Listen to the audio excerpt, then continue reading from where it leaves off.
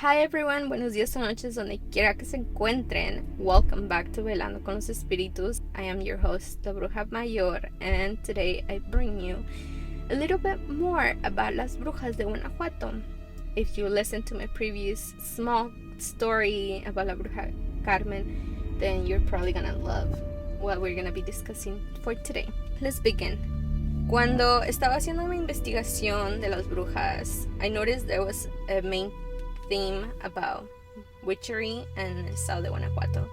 And so I started digging a little bit more, watching YouTubes and all that. And I found this awesome little documentario que hicieron en Guanajuato. And what I did was pretty much I made a summary of what I heard about in this small documentary, and I am gonna share that with you. But I'm also gonna leave the link down below so you could go and take a look about what this girl had to say. I thought it was pretty fun. So I'm going to translate this in English and try to just keep it as that, because I will be repeating myself to what the other video has to say. Again, this is a very small summary of what I heard and what I understood. So let's get to it. So again, this is the state of Guanajuato. I'm gonna focus on the state of Guanajuato. So the origins of witchery. Se dice muchísimas cosas de la brujería en México, right? So you have brujería negra y brujería blanca. The black witchery is to hurt others and to do evil things, and the white witchery is to heal, to find happiness, to find success, things like that. And usually when you think about the white witchery is more of prayers, more of an inclusion to the religion, the Catholic specifically religion, and it's more about praying to God and involving other things that, to be honest, I'm not too sure about.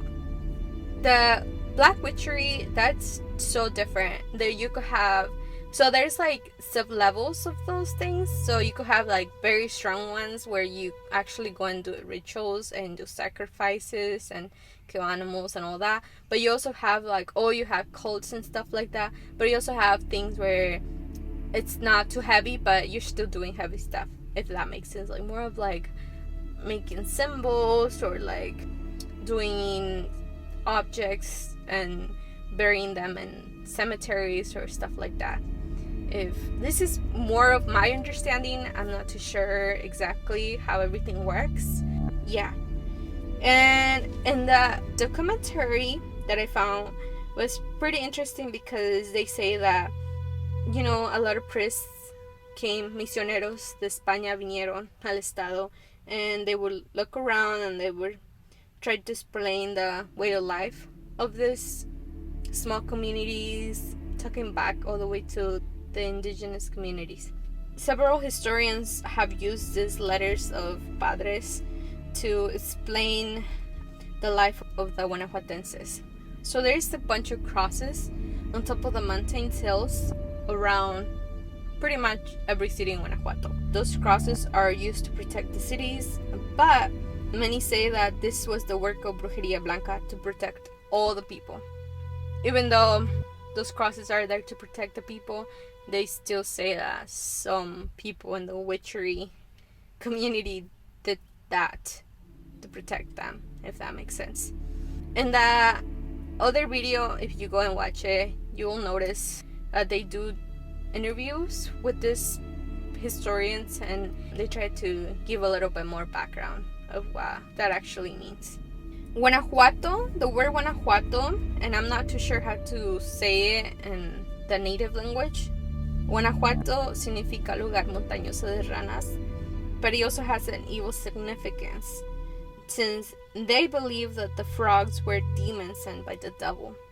In recent times, if you take a look at the mountains in Guanajuato, you could make figures with the mountains and think that they're, and like if you make the little figures, you could see that they look like ranas, frogs. They look like small frogs or big frogs or whatever you think. But originally to the pre-Hispanic communities, especialmente la cultura Otomi, they represented fertility, water, and the blooming of nature. Also, the state of Guanajuato is well known for having small areas where the sale of herbs is high in demand. Hay muchos lugares, there's a bunch of small places in Guanajuato where you could find any type of herbs to use them as healing for whatever illness you have. But there's a lot of people that do witchery in the low-key, and so they would take and do their concentration there, I don't even know what, and then they would walk all the way to the mountain and do their rituals. It could be a brujería blanca or it could be brujería negra, depending on what they would do. And you know, it's so crazy because you do see that a lot in Mexico. And now that I'm reading more about this and I'm understanding more about what I was seeing in Mexico when I was little, it makes sense, you know, because when we would go to the main city, Romita, there would be a bunch of people either selling books about brujería, either brujería blanca or brujería negra, and there would also be a bunch of people like selling herbs and stuff like that, and que te hace bien para tu estómago, que, you know, for anything.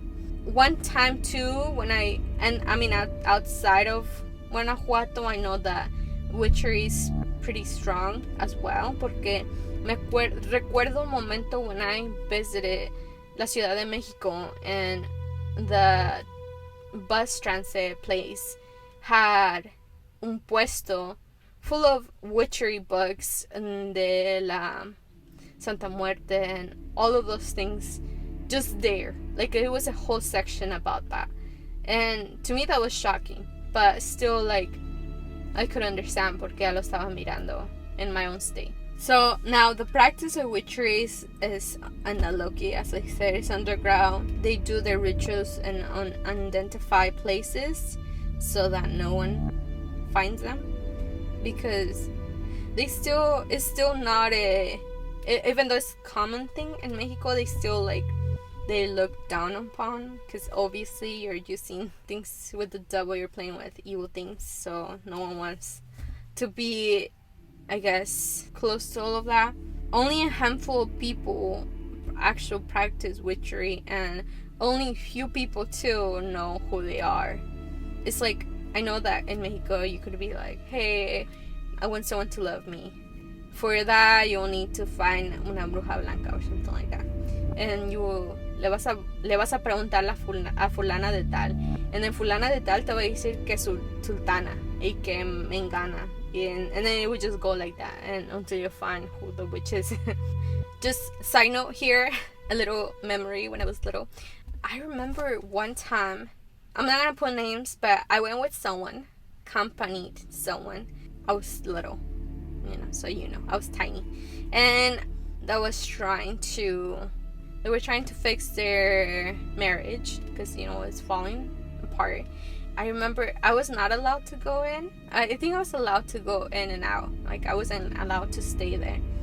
But I did realize some things, and they gave this person a bunch of oils infused with like flowers and stuff like that, and they were supposed to be taking showers with these things. How do I know this? Because they were talking about it and I was just there. It's so crazy because your mind is powerful. I don't know what they did, but she was like, oh yeah, we're getting better, it's actually working and stuff like that. So I'm like, oh, nice. But I was little, so anyways, again, like I was telling you guys, in the mountains they practice these rituals. They make figures with paint, scratches, and rocks. They do this so that no one realizes what they are. So another side note, now I reside in California. Last time I went to hike in this montaña. I'm not gonna put names just yet. When I was walking around there, I saw like some circles, but I never really understood. I was playing around, I was with my friends, and I'm like, oh, It's probably like los extraterrestres, they're probably aliens putting these rocks like this. But now I realize that they were probably doing witchery in there, and we were just playing around, going on these little circles. And I'm like, now I'm thinking that we should not be doing that. So if you're hiking anywhere you go, see paint of weird stuff, or if you see rocks of weird stuff, or if you see scratches, when I say scratches, like scratches on the rocks or weird stuff, don't get close to them, because they're probably some ritual thing that they did there. You don't want to be involved. Yeah, that was my little summary for you guys of this interesting story, or no story, but documentary that I saw. I plan on going in there and do a little bit more research on why these beliefs are so strong in Guanajuato. What is it? What is it about witchery that intrigues all of these people? Anyways, I hope you like my little small video. I am trying to keep them small. Let me know in the comments if you like this, or if you would rather have longer episode, 20-30 minute long. But yeah, I hope you liked it, and I'll see you in the next one. Thank you. Bye.